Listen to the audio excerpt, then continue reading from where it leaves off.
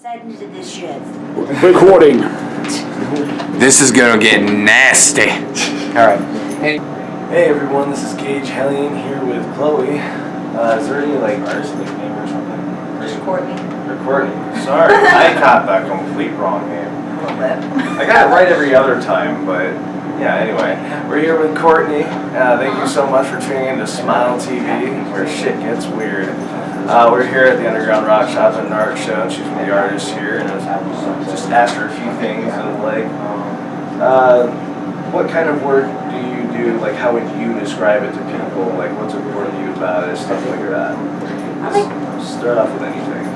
I like guru artwork, something kind of gory and malevolent, but at the same time bright and kind of interesting, something that catches the eye. Yeah. Not so dark that people get turned away from it. Right. What inspired you to get into that kind of art? Gore artwork kind of turns people away. It's more like gore and guts, so on and so forth. But things like that don't turn me off. It's one of those, it intrigues you. You want to look at it twice. I was one of those ones that wanted to be a mortician and things like that. It's a fact of life. Death and life go hand in hand, so on and so forth. It's just one of those things you kind of have to roll with. Even a forensic? Yes, true. But yeah, were there any specific artists at all that inspired the way you do that? Salvador Dali was one of my favorites. He was one of the abstract surrealists that was one of my favorite ones. He just did kind of dark things, but in a very twisted, kind of happy way. Right. Like the burning giraffes. It's kind of one of those, it's kind of a happy thing, but at the same time, it's like that's on fire. It's not supposed to be good. This is why we interview these people. Is there any specific work of art that you've been more attached to, particularly out of your collection? My favorite artwork by him is The Persistence of Memory. The melting clocks, the ants, different things like his fear he personified in real life.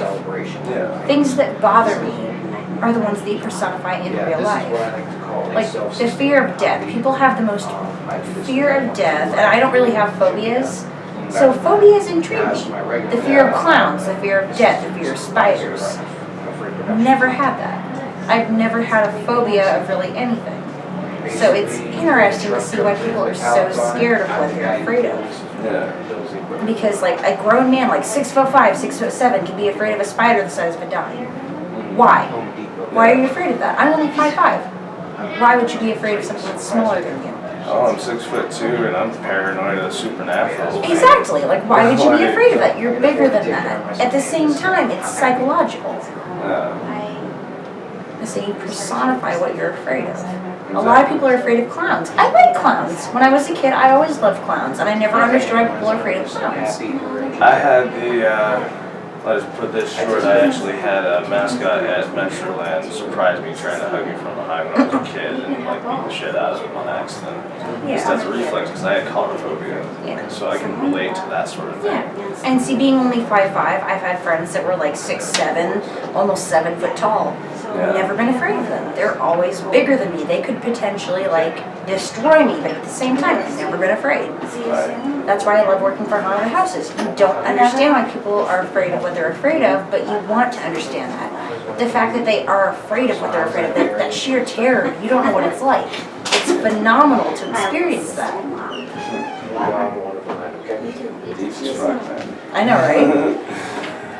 Now, so if you were to choose one painting that you have that's actually up for sale, what would you choose to be your queen bee, the king bitch, whatever you want to call it? Some of my guru art, which is gory, kind of like guts and slicing tongues, things like that, people don't objectify as beautiful, but people don't understand that as a woman, beauty is pain. We subjectify ourselves to pain every day to make ourselves beautiful. Yeah. I was going to say, we pluck our eyebrows, we tweeze our eyelashes, we do all kinds of things. We put false eyelashes on, we do high heels, we do all these things that make us beautiful but put us in pain. Corpse paint. Exactly. It's one of those things as a person with sensitive skin, you put on makeup every day, but at the same time, it makes your skin react to the point where you can't handle it. But you still feel beauty. it's one of those things like beauty is pain, agony is pain. One of my favorite pieces is a girl slicing her tongue in half, and it says agony in Japanese kanji. Agony and pain go with love and beauty. It's one of those things you have to deal with. Yeah. I say a lot of women have sensitive skin, but they still use makeup. They make it to make themselves beautiful. Yeah. So you're opening yourself. Another one was she slit to the stomach, opening herself up to a man. You make yourself beautiful to objectify yourself to a man. Yeah. And vice versa. I mean, Yeah, you I don't can have to see deal with that that. from, like, I've had that on my end too with chicks before and whatnot. You make yourself what they want to be. Yeah, and that's what you're trying to convey with that piece. It's fucking awesome. But, is there any one particular There's you two. had to pick a favorite? I said there's two. There's two. So there's just those two. I say those two actually personify what we feel. Yeah. It's more, I mean, men go through the same thing, but at the same time, women do a little bit more to objectify that because we've had years and years of oppression before that. Yeah. Because There's men, not as men, many men that are men are very more much getting about brought it. into light, but women got brought into light before men. It's more, I mean, in the 40s and 30s and 20s, we wore corsets, we wore girdles, we wore the big bell loops you couldn't even sit down in to make a man happy, so we would get married, so we would do all those things to make someone else happy. Yeah. I mean, men go through the same thing. I'm not saying that that's not objectified, but at the same time, women bear it more. If a woman gets rejected, it's more personal. As a man gets rejected in today's society, they're like, oh, we can just bounce back, move on, so on and so forth, depending on the person. That's how it's personified, though. But that's the majority. Yeah, it's how it's personified. As a woman, like the one that's bearing her organs, bearing everything, it's bearing all to someone else. We got time still. Yeah, well, Coach, go ahead. So, but at the same time, it's one of those, men aren't exposed to feelings. They're not supposed to feel as hard as women. That's what makes them men. They're supposed to be hard and tough and so on and so forth. They're not objectified as so much as women. They're soft and fragile. Whereas Betty Page, she did dominatrix and bondage, and that made her a taboo.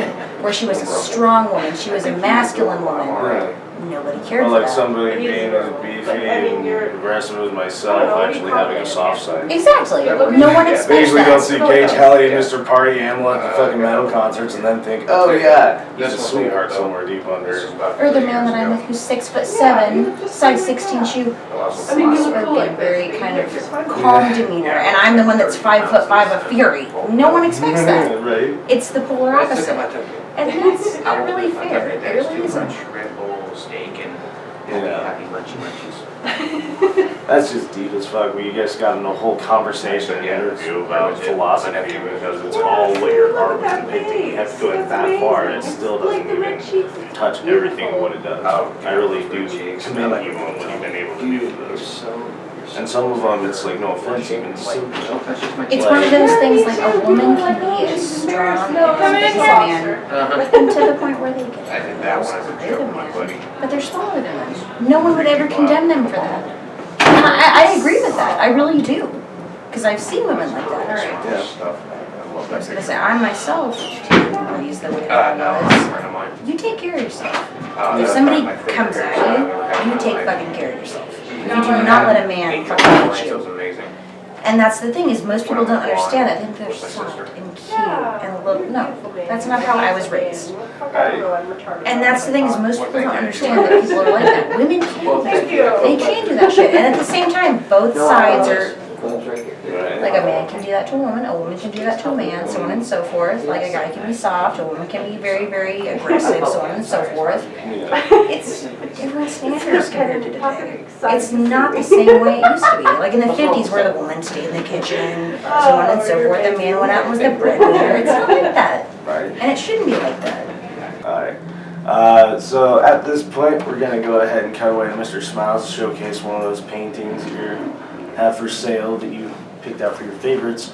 And we will be right back. Take it away, Smilez. Alright, thank you, Gage. Hey everyone, Mr. Smilez here at the Underground Rockshop, and I'm here once again with, what's your name? Courtney. with Courtney. Sorry about that. You're good. And we're here with a couple pieces that she would like to be talking about and discuss some prices and everything today. Sound good? All right. So what is the story behind these particular pieces?